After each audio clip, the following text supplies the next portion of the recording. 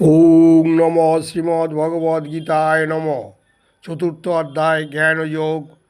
শ্রী ভগবান উবাচ শ্লোক ২৭ সর্বাণীন্দ্রিয় কর্মাণি প্রাণে কর্মাণিশ্চ পরি আত্মসংযম যোগগ্নৌ জহুতি জ্ঞান দীপিতে। অর্থাৎ ভগবান শ্রীকৃষ্ণ বললেন, মন ও ইন্দ্রিয় সংযমের মাধ্যমে যারা আত্মজ্ঞান লাভের প্রয়াসী তারা তাদের সমস্ত ইন্দ্রিয়ের কার্যকলাপ ও প্রাণবায়ু জ্ঞানের দ্বারা প্রদীপ্ত আত্মসংযম রূপ অগ্নিতে আহুতি দেন।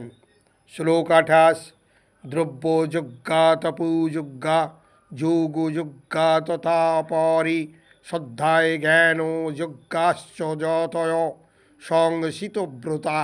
অর্থাৎ ভগবান বললেন, কঠোর ব্রত গ্রহণ করে কেউ কেউ দ্রব্যদান রূপ যজ্ঞ করেন, কেউ কেউ তপস্যা রূপ যজ্ঞ করে, কেউ কেউ অষ্টাঙ্গ যজ্ঞ রূপ যজ্ঞ করেন এবং অন্য অনেকে পারমার্থিক জ্ঞানলাভের জন্য বেদ অধ্যয়ন রূপ যজ্ঞ করেন।